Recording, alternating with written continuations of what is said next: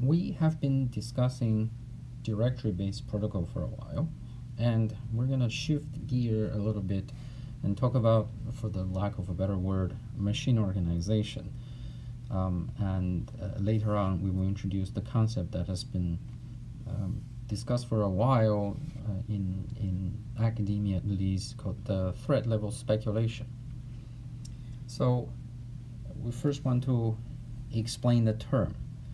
A distributed shared memory system is usually built from perhaps commodity components, that is, or as close as to a commodity component as you can, which has uniprocessor components, processor, cache, memory, I/O, whatever, and we want to add something specific to shared memory multiprocessor, a directory, and controller, as well as the data storage itself. We want to replicate this many times to be interconnected by a network. We mentioned this a couple of times. The memory is globally shared. It's just distributed. So typically the way this is handled is physical addresses are allocated round robin. Perhaps the first page 0 would be here. On node 0, page 1 would be here. On node 1 and so on, and then let's say we have n nodes. Then when we wrap around page n, so page 0, page n, page 1, page n plus 1 would be distributed like that. The only reason the unit should be a page is if I have a page fault and I would load from hard disk a particular page, I want the whole page to be in one node. It's easier to handle rather than distributed around the node. It's possible, it's inefficient. It's possible to have the cache lines distributed, for instance, at the granularity of a line. So the first cache line's address is mapped here, and so on. So if you have a system like that, let's say you have a page size of 4 kilobyte. By the way, it doesn't have to be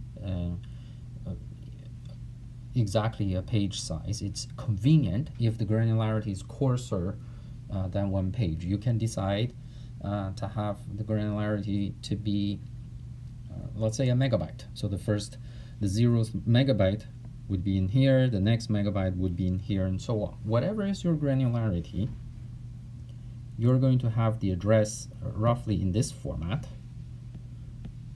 This is your entire address. Let's say your granularity is a page, then whatever is describing the page offset will be not used to decide on the node.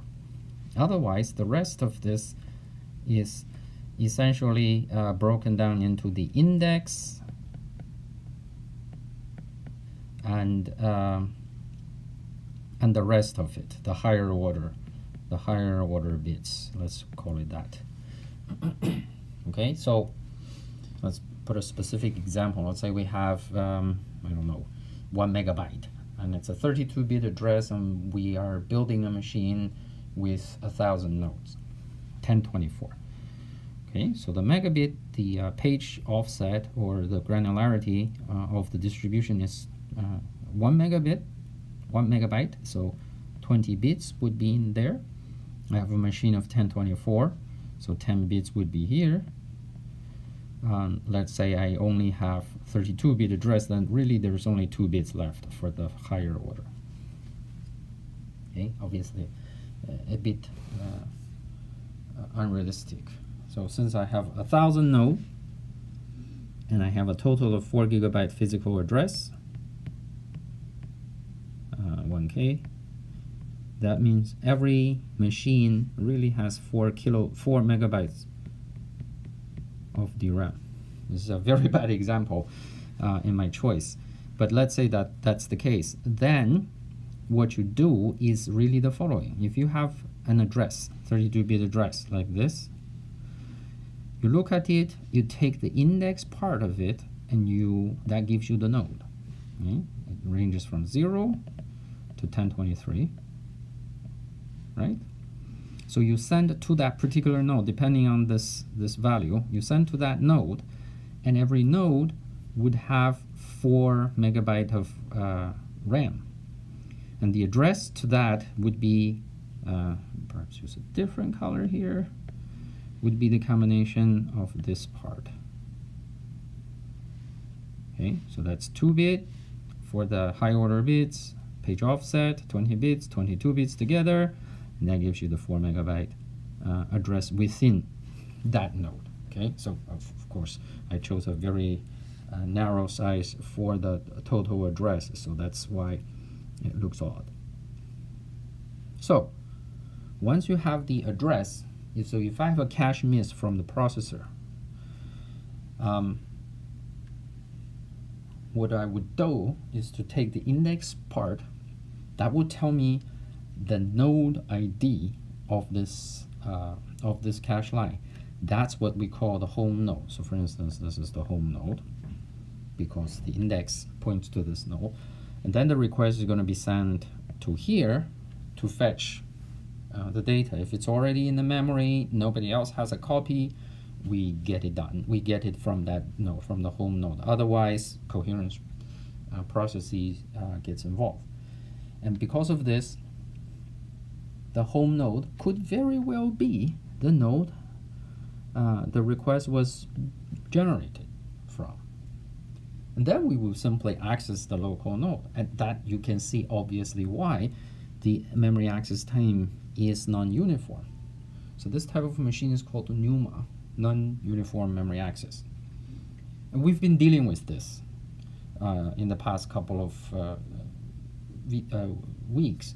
So we've been focusing mostly on how the coherence protocol was designed so that it would be correct in maintaining the consistency model and the requirement for coherence, right serialization, for instance.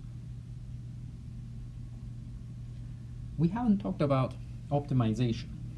So if we have a page, we have a cache line that is always accessed by this node over here, and it home happens to be this node, that's bad because we always have to go through the internet connect to access something remotely if the data doesn't fit in the cache. So when you have a page, where you map that page becomes a non-trivial question, becomes a non-trivial decision. The impact on the execution time can be significant. So you obviously want to know which processor or which thread accesses that particular page more often than others, and you probably want the operating system, when it's loading in the page, want to map the page to that node. And that's where page migration comes into play. Okay? So how do we migrate? Well, we want to migrate the page from wherever it was to wherever it's supposed to be used more frequently. Now, obviously, the premise here is you know who's going to touch a page in the future.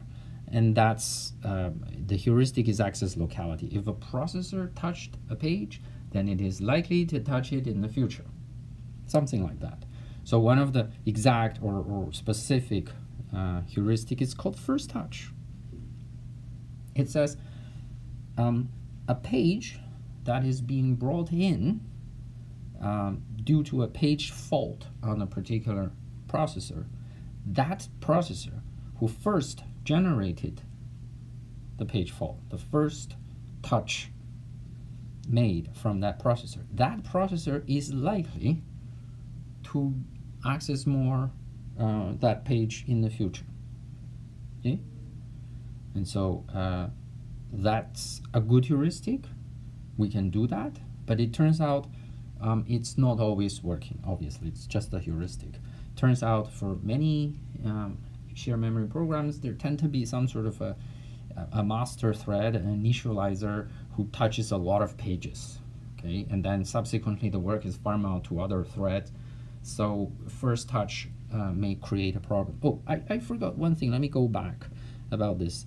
about this notion of round-robin allocation. Why we don't have a coarse granularity? Why don't we have the first, let's say, 1/n of the entire memory mapped to node 0, the second, so 0 to 1/n of the memory there, 1/n, or to 1n minus 1 byte perhaps, whatever. The second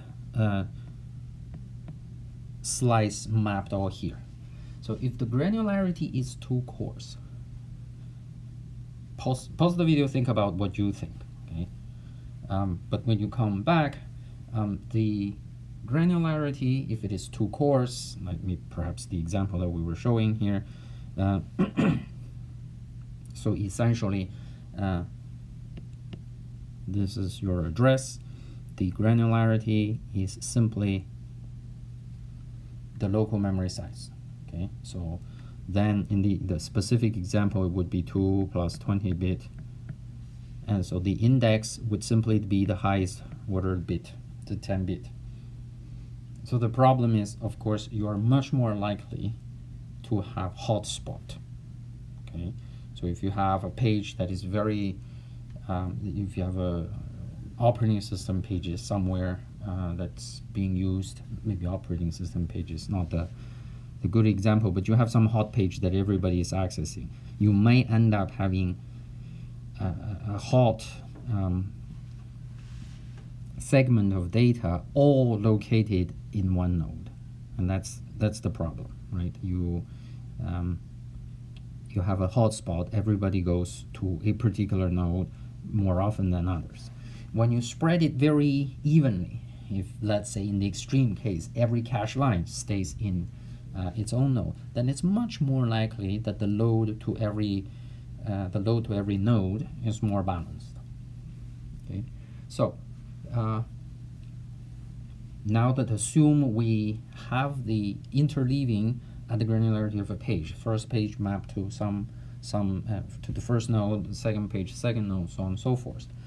And so if you have first touch, you end up with the problem that perhaps the master thread, the thread that initializes a lot of data, gets a lot of the data mapped to its node, and that's not good. So maybe subsequently we monitor that page to see who issues more requests, where are the misses to this page. This is actually shipped with the design, with the product Origin 2000. It has a page migration. The operating system actually keeps track of that. And when the access statistics suggests one node is accessing more often than another, the processor will, the OS will come in, try to migrate the page from one node to another. Now, if we can go back a little bit, we actually talked about this just a little bit back then. Okay, so there is the poison state for the cache coherence protocol. Why? And this was used for page migration. How is the poison state helping page migration? Well, we're not going to discuss that, but basically, page migration was something that was designed into the machine. But surprisingly, page migration was disabled. It was built into the operating system. You can do this, but they decided to ship it with it disabled. Your guess is as good as mine why they did it. I would say they probably did some study and found out that their page migration didn't really work that well, not to mention that it has overhead, right?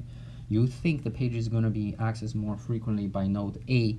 Now you take a hit, shooting down all the cache lines from the page, consolidate it, move it to another page, change the page mapping, change the page table of all the threads to reflect this update. Now you let it go, boom, all of a sudden, node A is no longer the most frequent accessor of that page. Node B is. Now you have a problem. You paid a lot of overhead.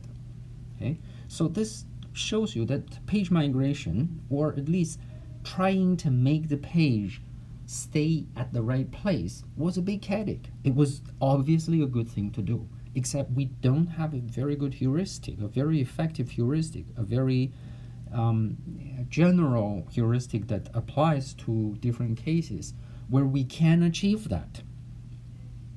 So we want the page, we want the home node of anything. It doesn't have to be a page. We want the home node of memory to be close to, if not exactly, the node that generates more requests.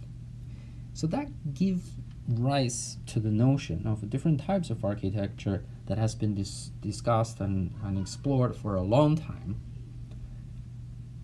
And that's called the cache-only memory architecture. Whoever came up with the name probably had a COMA when he did that, or he or she. It's a terrible name in my opinion.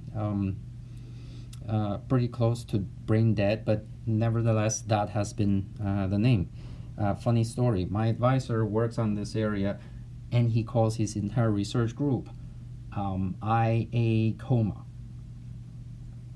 which stands for Illinois Aggressive Coma. Never mind about all these choice of name, aggressive coma. But IA COMA, it's just, it's, anyway. So what does COMA do? What's cache-only memory architecture? Well, the idea is if you think about cache itself, that's pretty good. It doesn't, if the data is in the cache, it doesn't matter where the home is, right? So what happens is cache has this locality sort of driven optimization where you have a node. If this node accesses a piece of data frequently, you end up, let's say this is your L1 cache, you end up with that data X in your cache, regardless of where the home node, let's say these are the memory units, okay, memory 0 all the way to memory n, right? So it doesn't matter where the physical location, physical home location of the memory is. Cache does a pretty good job attracting the data, maybe it was here, to where it's being used, and replicating if necessary. If this page, a page on memory module 0 is being used by 3 processors very frequently, okay, fine, it's being replicated 3 times into 3 different nodes. So why can't we do that? Why can't we make memory act like cache?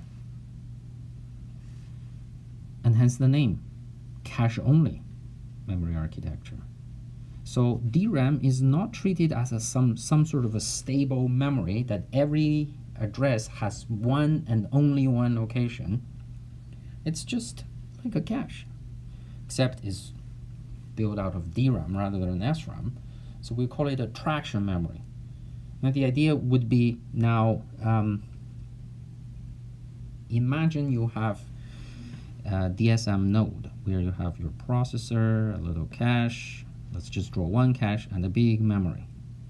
Okay, so this is your L1. This is your DRAM. Oh, squeezed in there. What if we think of this as my gigantic, ginormous L2 cache? Okay, how about that? And if I do that, then let's say if a cache line is here, X, but someone else needed it, well then he gets a copy too. You will have an X. If it's shared read-only, fine. This is DRAM, but it's organized as a cache. Now, if you organize some DRAM as cache, you need supporting data structure, right? We all know the metadata, tags. Okay, so that's ugly. You have to find space for that to happen. Okay, but you can build something on the side, and that can serve as your tag. So it's possible.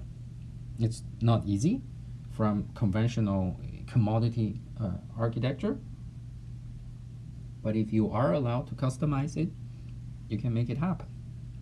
So if you have a page fault, what happens is this. You clear some space. For instance, in theory, it doesn't really matter where. Let's say we take this node, choose a different color, we free up some space. Okay, we evict a whole bunch of cache lines, so now we have enough space for one page.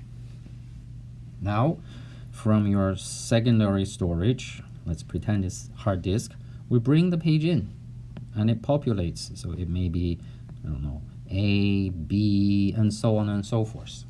So the entire page is in. Now anybody who wants to read, who wants to access A, for instance, got a cache miss, then we have to figure out where this page is. But let's say we figured it out. Then if you want to read, very easy. You will get a copy of A into your local attraction memory. Okay, so everything is a cache. So when you miss from your last level cache, you check your next level cache from your last level real cache, SRAM based cache. You check your DRAM based fake cache or attraction memory. Okay, you index, you compare tag, and if it's there, you access. So you don't, as the NUMA architecture suggests, go or figure out the home node and go there. So that's the idea. The idea of cache-only COMA architecture is really like that. So in this case, replication or migration is automatic. Whoever touches the line, the data will go there. And it allows not just migration, but replication. Okay, so if I have a big memory, and I'm not using all of it in NUMA, too bad. You know, those memory pages would just be empty, sitting there, nobody's using them. But with COMA, then I would be able to replicate a lot. I would, whoever uses the data, maybe the page is getting replicated multiple times, and therefore the close by memory capacity on my node would help me improve performance. That was an interesting concept. Does it really work? Well, yes and no. There are lots of problems to worry about to make sure it works. So you gotta figure that out. Okay, so we already discussed this. When you have a cache miss, okay, ooh, I don't know what happened there. If you have, oh, this is funny. If you have a cache miss, you go to your next level of cache. That's the attraction memory. Yes, it's DRAM based. Yes, you need to have tag, comparator support, replacement issue. There's a lot of things you need to worry about. But then if you miss even in your attraction memory, then you have to go out to find where it is. This at the beginning was a big problem. How do you know where it is? Okay, the very first COMA machine was actually using some broadcast medium to say if you miss in your attraction memory, because it's very big, hopefully miss from that memory becomes very rare, you broadcast, and everybody figured out who has a particular cache line that you're looking for. Anytime you have broadcast, it's potentially problematic. So later on they found out some optimization. Why don't we have the directory still being fixed as in NUMA? Okay, so if I missed something, I don't know where it is, and now I have a fixed way to find out who the home is. We go to the home directory will tell us where the data is. So that's good enough. That sort of solves that problem, but other problem starts to creep up. Since the cache is just a cache, I can evict anybody I want. What if I have a line that got migrated, copied, but then everybody dropped that particular cache line? Okay, so I don't even have the very last copy. Now I have a problem. Then where is the line? There's nothing to back that up. In a cache hierarchy, when you miss in your cache, there is a fixed location in memory, you can always find it. Now, if the memory is acting like a cache, what's to backstop that big cache, the attraction memory? So you gotta be very careful here to pin down, to find out who is the last copy, and make sure you don't throw away a last copy that easily, at least not a dirty last copy. If it's a dirty cache line, and it's the last copy, you replaced it, it's terrible. You won't be able to find it. Okay, and so what do you do? Well, there are lots of ideas being floated around. Okay, you'll have a dirty copy. If you want to replace a dirty copy, you have to give it to someone else. Well, since you're getting a cache line from someone, so that guy obviously has at least one cache line that is copied, that is replicated to you, so he can at least replace that line. So you give it to him. Swap with the provider. You access A from him, but you have to replace the last copy, the dirty copy of B. Give that node B, because he can at least evict A and put B in its place. Okay, also we can mark a copy called master copy, and you don't replace the master copy, even if it's read-only. You have to put it somewhere, so on and so forth. So this last copy is a problem. It's a nuisance. It can be solved. Okay, so there are all these things that you can do. It's no problem. We can make it work. Is it worth it? Should we bother? Well, it turns out after discussion about this, and if you just think from the first principle, in a distributed shared memory machine, you probably shouldn't bother with COMA, which is probably why we don't have a machine that is really a COMA architecture anymore. We had some experimental machines, it never caught on. So if you think about it, what is the machine good for? Well, if you have a large enough cache, right, that your working set fits in the cache, this notion that if my home node happens to be a very far away node is not that relevant, because this the home node being far away is only a matter when you have a lot of misses. If you don't have a miss, it hits in your cache, it doesn't matter. Okay, and so that's the situation, that if your cache is big, you have capacity, you have a lot of cache, big lower level cache, you don't have a capacity problem, then COMA is not going to buy you that much. If you have other types of miss, okay, so if we have a miss, if you remember from perhaps the 3C model in cache, in basic uniprocessor cache design, there's the code miss, the capacity miss, the conflict miss. Turns out conflict and capacity are sort of conjoined twin, if you wish. They're correlated. Here we have the fourth C, which is coherence miss. What's a coherence miss? It's not a capacity miss. It's not that I don't have capacity. It's not that I don't have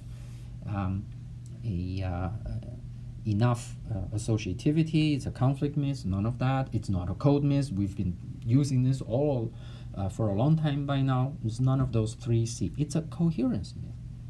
That's really because I'm reading from it, but the producer is writing to it. Okay, in cache invalidation based coherence protocol, when you write to it, you invalidate my copy. So a miss, a subsequent miss from me reading the data, is to finish the implicit communication, right? The writer wants to give me some new value. I need that communication. The communication takes the form of him telling me to get rid of a cache line, so next time I will have a miss, therefore I will eventually go to him to intervene, and so I get the new value. So this coherence miss is something that is inherent. It has nothing to do with the size of the cache. And if you have a COMA machine, it's even worse for coherence miss. Why? Because in the past I miss my real caches and then I already go to figure out where to find the data. Now you spend extra time searching for your big has attraction memory, and that doesn't help. It's a coherence miss. Okay? In real world, we have different miss. We have capacity miss, we have coherence miss. So if your program has a lot of coherence miss, COMA is hurting you. If your program has a lot of capacity miss and it's very hard to place the data properly, and it's somewhat fine-grained access, so you can never satisfy everybody by placing a page on an appropriate place, then it's good for you. So it's not a strict win, it's a trade-off. And if you balance out everything, it's just not worth it. Okay? And if you have a low miss rate, it really doesn't matter.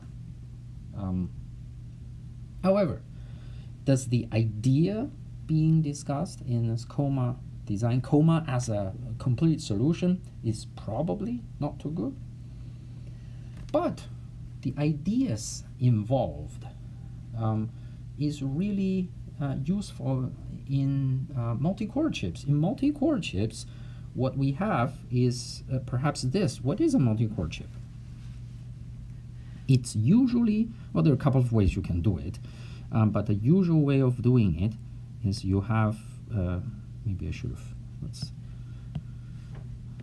you have a core, processor core, P0, it has its own local cache hierarchy, maybe L1, usually in today's machine, a local or private L2. So you have these, okay? You have more than one of these.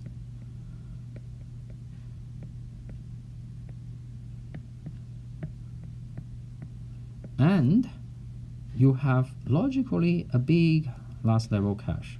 In the case of IBM, it could be even level L4, but it's more often than not in current products a big L3. Why? Okay. Why private lower level caches and the last level cache, the big cache, is shared? Well, it's because if I have only one thread running, so what's the alternative? The alternative would be, okay, let's erase this. The alternative would be private L3 cache, private last level cache. It's possible, you may like it. Okay, that's it. So then what happens? If I'm not running multiple threads, I don't have enough workload to populate all my caches. Maybe I'm only using this half of the machine. Then the capacity of this big L3 is wasted. And we know that communication with outside is kind of becoming a bottleneck. We definitely want to utilize that gigantic last level cache. We don't want to share L1 because that's too close to the processor. And it's usually very small, very timing critical. The capacity is not enough to worry about, so we just dedicate it to that. L2 becomes depending on the size, okay? So if it's small enough, you might want to keep it private simply for latency benefits, okay? But if it's very large, if your L2 is megabytes of cache, then that probably should be considered globally shared. So if we want the cache to be globally shared, the same coherence problem exists, right? This is one piece of globally shared L3. Again, it's logically shared. Physically, you might have a couple of different slices. So the machine may look like something like this.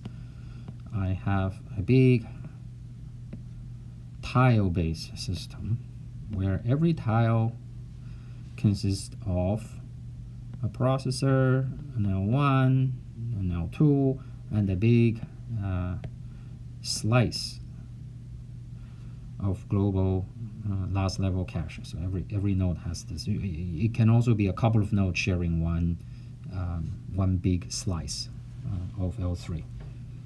So that would look something like this. So perhaps let's put it here. Okay, so you have your L1, L2, and then you have another processor, L1, L2, and so on and so forth. And then you jointly share a big slice of L3. Okay, so this is your L3 bank 0. And you have L3 bank 1, L3 bank 2, and 3, and so on, right? You could do that. So here you have the same cache coherence problem. L3 is 1 copy, so any cache line there's only at most 1 copy in it, but you have these tiny little private caches. They may have multiple copies. They need to be kept coherent. Okay? So it's sort of similar problem, except the level is different. Yeah. So with multi-core, you have the same problem. If you want to do a cache coherent system, you want to share, and here it is really where you might be able to use some of the ideas of COMA. I'll explain a few simple examples about that. So this comes into, you can call COMA a protocol optimization or a trade-off, not necessarily an optimization, right? So the basic protocol that we discussed is kind of mostly focused on guaranteeing coherence, correctness. It has to be correct. And we're not too worried about inefficiency just yet. So can you think about examples of inefficiency, the basic coherence protocol that we were discussing, Origin 2000, GS320. We did all of that. It's correct. We can guarantee ordering, serialization. But any inefficiencies, pause the video, think about it.